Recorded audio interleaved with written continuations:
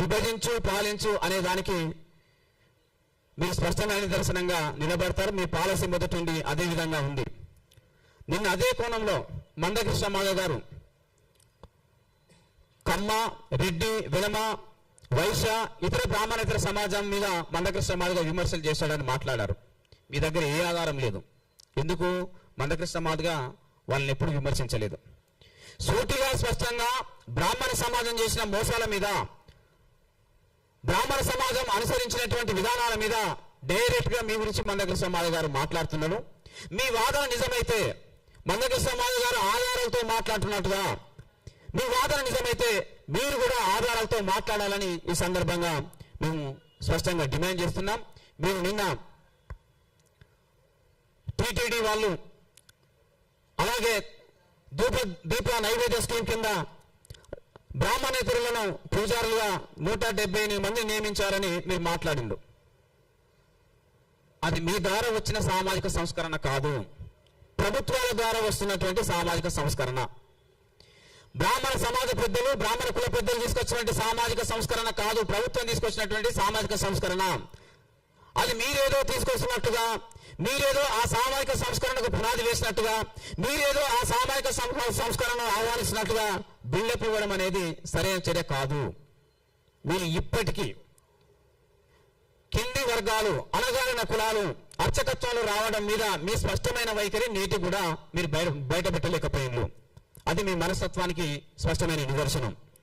కాబట్టి టీటీడీ ద్వారా జరుగుతున్నటువంటి నియామకాలు కావచ్చు, లేదా దీప నైవేద్య స్కీమ్ కింద వేద పాఠశాలలో శిక్షణ ఇచ్చి అర్చకులుగా నియమిస్తున్న విధానం మీద బ్రాహ్మణ సమాజానికి ఏమాత్రం సంబంధం లేదు. అది వాళ్ళు తీసుకొచ్చిన సామాజిక సంస్కరణ కాదు. సామాజిక సంస్కరణలకు బ్రాహ్మణ సమాజం మొదటి నుండి వ్యతిరేకంగానే ఉంటుందనే విషయం ఈ సందర్భంగా కూడా స్పష్టంగా రుజువైతుంది.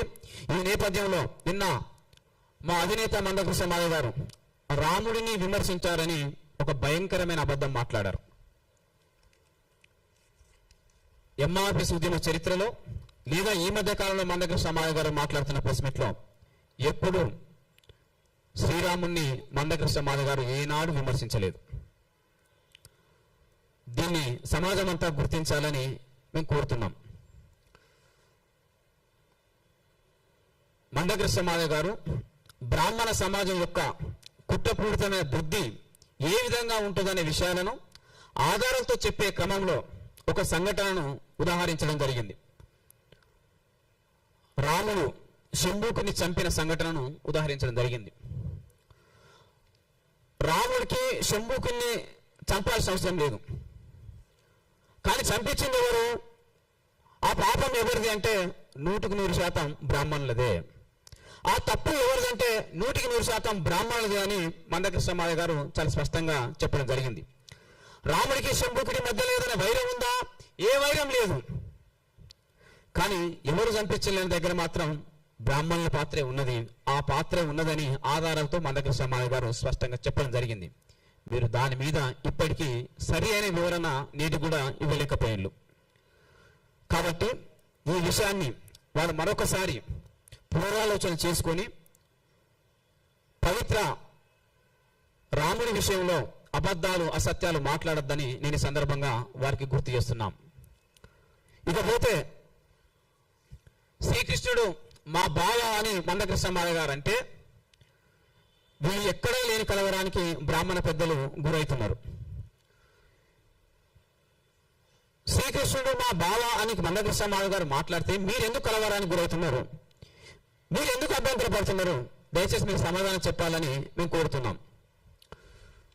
శ్రీకృష్ణుడు మా మూల పురుషుడైనటువంటి జాంబవంతుడి కుమార్తె జాంబవంతుని వివాహం చేసుకున్నాడు కనుక మాకు బావ అవుతాడని చెప్పేసి మందకృష్ణ మాధవ్ గారు మాట్లాడడం జరిగింది. దానిని మీరు విమర్శ పెట్టే ప్రయత్నం చేయడం జరుగుతుంది. నేను ఈ సందర్భంగా వారు సూటిగా అడుగుతున్నాం. డాక్టర్ బాబాసాహెబ్ అంబేద్కర్ గారు బ్రాహ్మణ సామాజిక వర్గానికి సంబంధించిన మహిళను వివాహం చేసుకున్నాడు. వివాహం చేసుకుంటే మీ బ్రాహ్మణ సామాజిక వర్గానికి సంబంధించిన పెద్దలు ఏమని మాట్లాడారో ఒకసారి చూడాలని చెప్పేసి నేను విజ్ఞప్తి చేస్తున్నాను. అంబేద్కర్ మా ఇంటి అల్లుడని బ్రాహ్మణ సంఘాల పెద్దలు మాట్లాడడం జరిగింది. మీ ఆడపడుచును డాక్టర్ అంబేద్కర్ గారు వివాహం చేసుకుంటే అంబేద్కర్ మీ ఇంటి అల్లుడైనప్పుడు మా జాంబవంతుడి కుమార్తె జాంబవంతిని పెళ్లి చేసుకుంటే శ్రీకృష్ణుడు మా బావ ఎందుకు కాడో బ్రాహ్మణ సమాజ పెద్దలు సమాధానం చెప్పాలని మేము ఈ సందర్భంగా డిమాండ్ చేస్తున్నాం. మీరు అంబేద్కర్ను అల్లుడిగా మీరు ఆహ్వానించవచ్చు, శ్రీకృష్ణుడి బావగా మాత్రం మేము ఆహ్వానించకూడదు. మీరు అంబేద్కర్ను అల్లుడిని చేసుకోవచ్చు, కానీ శ్రీకృష్ణుని మాత్రం మేము బావగా చేసుకోవద్దా? ఇదేం ద్వంద్వనీతో బ్రాహ్మణ సమాజ పెద్దలు ఈ సందర్భంగా అర్థం చేసుకోవాలని నేను స్పష్టంగా సూచిస్తున్నా. మీరు మీ దగ్గర ఏ విధమైన ఆధారాలు లేవు. మీరు మీ వాదనను న్యాయమైన వాదన, సత్యమైన వాదన అని చెప్పడానికి మీ దగ్గర ఏ విధమైన ఆధారాలు లేవు. మీరు నోటికి ఏది వస్తే అది మాట్లాడదామని ప్రయత్నించారు. అవి చెల్లవు అనే విషయం ఈ సందర్భంగా మేము సూటిగా స్పష్టంగా వాళ్ళకు గుర్తు చేస్తున్నాం. ఇకపోతే బీసీలకు 42% రిజర్వేషన్లు ఇవ్వడానికి ప్రభుత్వాలు సిద్ధమవుతున్నాయి. ఈ సందర్భంలో రిజర్వేషన్లు రద్దు చేయడానికి మందకృష్ణమాదేవ్ గారు కుట్ర చేస్తున్నారని నిన్న వారు మాట్లాడడం జరిగింది. బీసీలకు 42% రిజర్వేషన్లను ప్రభుత్వాలు ఇవ్వడానికి సిద్ధమవుతున్నప్పుడు ఈ రిజర్వేషన్లు దక్కకుండా మందకృష్ణమాదేవ్ గారు కుట్ర చేస్తున్నారని బీసీ ప్రజల మీద, బీసీ సమాజం మీద ముసలి కన్నీరు గార్చే ప్రయత్నం బ్రాహ్మణ సమాజం చేసింది. అసలు సూటిగా స్పష్టంగా అడుగుతున్నాం. తెలంగాణ రాష్ట్రంలో 42% రిజర్వేషన్ల కోసం బీసీ ప్రజలు రోడ్డుకెక్కి పోరాటాలు చేస్తుంటే ఆ బీసీ 42% ఉద్యమానికి మీరు ఎప్పుడైనా మద్దతు ప్రకటించారా? ఒక్క స్టేట్మెంట్ చూపెట్టండి. 42% రిజర్వేషన్ల కోసం పోరాటం చేస్తున్న బీసీలకు మా మద్దతు ఉన్నదని బ్రాహ్మణ సమాజం చేసిన ప్రకటనను ఒక్కటి మీరు చూపెట్టాలని ఈ సందర్భంగా మేము డిమాండ్ చేస్తున్నాం.